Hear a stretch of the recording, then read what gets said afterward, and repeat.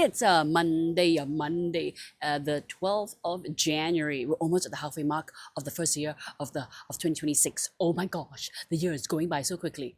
Chill, man. Take a pill. In fact, that actually fits today. One of the things we celebrate today. I'll tell you about that in just a little bit. Here's some Singapore in briefs. I'm not wearing briefs. I'm wearing other things besides briefs. Let's not do this again. Yeah. Okay. So, can I just say, Singapore? Some Singaporeans are really had a helicopter. Don't mind him. They're always spying on me. I don't know why. What did I do? It's a very Singaporean sound, don't you think? This is the sound of Singapore. The helicopter. That or the sound of construction. Zzz, zzz. So yeah. Thank you, SF. All right. So can I just say that some Singaporeans, I just really know why. Malu moment, as 8 Days called it. Yeah. Singaporean pumping petrol in Malaysia at the petrol uh, kiosk that is only for Malaysians. And how did he do that? He put black duct tape on the S of the car plate. Can you believe it? I mean, it's so clearly you can still see the S embossed. But how can you do that? Why? You're driving, I think it was a luxury car, if I'm not mistaken. I don't know. But you have a car. You still own a car. I know times are hard, but you still have a car. And you want to go over there and still cheat people? It's already cheap enough. Why must you go to a pump that's even cheaper? Come on. This is. And I bet you, he probably sat on the boot and bounced and bounced and bounced, thinking that was going to help. Okay. If you really want to save petrol, meaning get bang for your buck for petrol when you pump petrol. This is what I saw on social media, and I don't know whether it's true, but it seems to make sense. So there's apparently the way a way to pump petrol so that you really get the most rather than just air or foam or bubbles. Okay, so as you know, when you're pumping, it tends to get it gets all bubbly, right?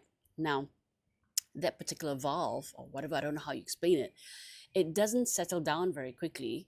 And so what it is measuring is also already the volume, but not necessarily what is filled up inside, what is actually filling up inside. So it's actually taking into account, I don't know, I can't remember the details, but basically you have to pump it slowly so that it doesn't bubble up so much. I don't know if the pump attendants actually know this, but they just do their job, right? They're doing a good job. But if you're doing it yourself, you tell them go slow a bit, let it settle. And I think so. You gotta look it up. I think there's a certain way to pump petrol so that you're actually getting more petrol rather than just air, the weight of air, you know what I mean? Or the flow. It's calculating the flow, but it's mostly a lot of bubbles. I don't know. I don't know. Don't take my word for it. Again, this is from social media, so is it true? If there is an oil petrol scientist out there, please let me know and tell me. Anyway, so the other thing that's going on in Singapore is Singapore driving schools are upping their price. Yeah, between 6 to 25%, something like that. Oh, even the simulator price is going up. Really? Okay. Well, if the simulator price is going up, make it a bit more worthwhile for us lah. Can we also have like a Star Wars simulator? Or GTA? You know? Yeah? Or yeah. Yeah? No, maybe not GTA. It would encourage too much bad things. Yeah, you're gonna up the price of simulators, make it more fun. Like like Pac-Man or something. But you're in the car. Wow, I just saw this thing at Sentosa where you have the Pac-Man, the real life Pac-Man. I think my husband wants to go. He actually showed me the video. Come on, darling, let's go. So Sentosa live Pac-Man. Oh, dude. Okay. Then also the driving school's theory lessons also going up. Can we use CDC vouchers? No. Practical lessons, yeah, also going up. Maybe okay. Practical lessons. If you're going to up the price, can you then also up the penalty for not signaling? There are some Singaporeans out there who still don't signal. Like, are you serious? Or they just seem to be oblivious on the road. Maybe how about a wake up penalty? If you never signal left or right, in school, you can also demerit points. I mean, true to life, right? Yeah. And then you go to the back of the line for the next lesson. How's that for a demerit point? Ha! You get demerit days and you cannot book. See? See lah. Don't signal some more. I think it's a good idea. Don't you think? If you don't signal, you get in your lessons, you get a penalty point. You might as well learn straight away about signaling what? Huh? Even the driver who was like, putting the police on a car chase, he signaled. Why can't you do it? Anyway, comparing the prices, right? Comparing the prices of Singapore driving schools, it looks like Bukit Batok seems to be the lowest cost. Yeah, probably why also probably the highest number of students. Very crowded. I love Bukit Batok driving school. That is my alma mater. And the Singapore Safety Driving Center is slightly higher than the others. I mean, lower in certain aspects, but in general, it's a bit more pricey. Why? Is it because of that safety in the East Coast Park there? You had that one with the fast food attached to it. Oh, that was so fun. We had the pedestrian, cyclist, and car. Why didn't I take the car? Why? It would have been so much fun. A bicycle. I ride a bicycle every day. Pedestrian. Who doesn't walk every day? Come on.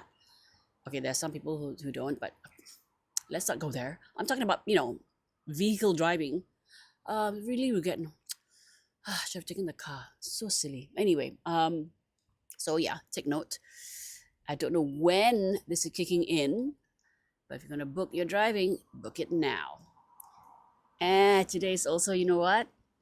Kiss a Ginger Day. That's right. So I'm kissing my ginger. That's right. Here we go. It's the only ginger left in the house. It is really, really like Groot's thumb or something. And I'm going to kiss a ginger now. Mwah. Thank you, Ginger. You give us so much love, so many benefits, and okay, kiss a ginger means kiss a person with orange hair. Okay. But you know what? I think we should appreciate the ginger, the root anyway, because there are many, many benefits. Okay, I'll tell you the benefits. Here we go. Relieves nausea, as we know, yeah. Reduces inflammation. I really should drink more ginger juice. Teh Alia, here I come. Less sugar, please. It aids in digestion. With bloating and whatnot. Boosts immunity. When you got ginger, you got power. Manages blood sugar. So I can eat a chocolate bar and eat a ginger and I'll be fine. Have you tried chocolate covered ginger? So good. That's not good. Okay. And why? Why is ginger so good? Because it's all thanks to its antioxidants and anti-inflammatory compounds. Very nice. It can also soothe cold symptoms, ease menstrual pain, support heart health. Dude, this is like a superpower root, and even improve cognitive function. That's right. So memory, whether you can, remember things, basically memory, right? Or do your math. Eat some ginger.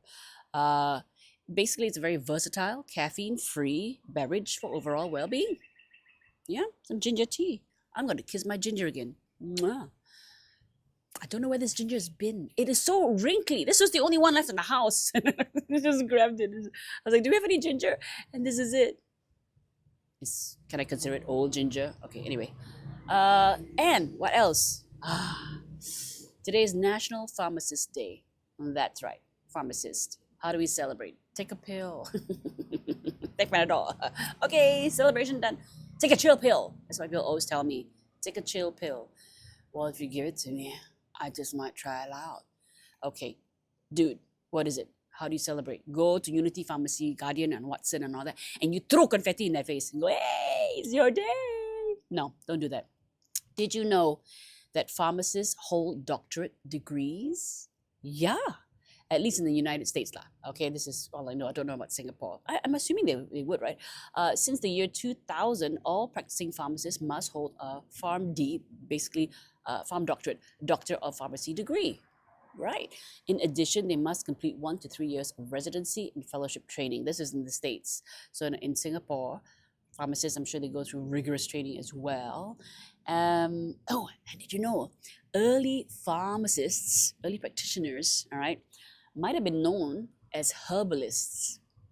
Now I'm suddenly imagining a pharmacy behind the counter at Guardian, right? And they're like wearing tribal outfits like hello, or like the little dress from back then, hello, and her little bonnet. I'm your pharmacist. I'm also your herbalist, and I also love chai sim. No, yeah. So herbalist. Now the separation of physician, yeah, doctor and pharmacy dates back to 1683 in Bruges, Belgium, where a law was enacted forbidding doctors from making medication for patients. Why? Why would they forbid doctors from making medication for patients? What did this doctor do? Why would they forbid it? I gotta look it up. I'm gonna look it up.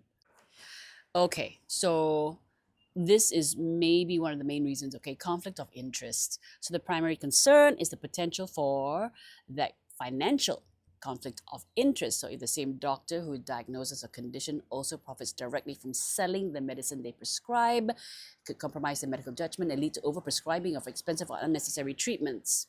Okay, I don't know about you, but I've watched a lot of doctor dramas, and you have salespeople who would try to push the drugs to the doctors and let them use it.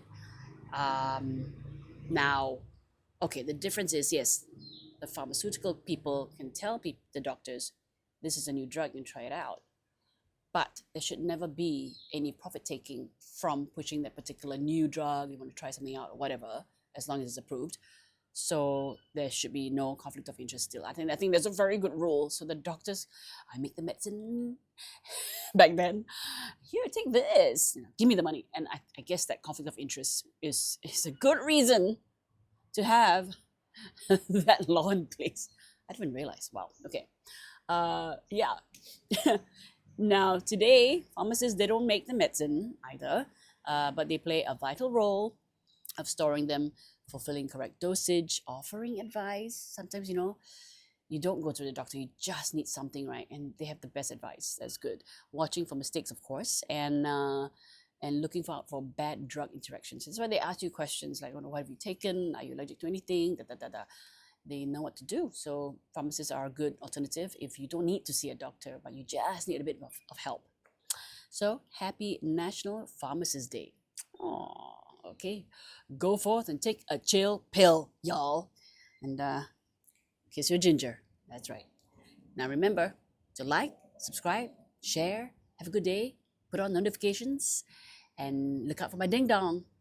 Okay, that sounded so wrong. Listen out for my ding dong.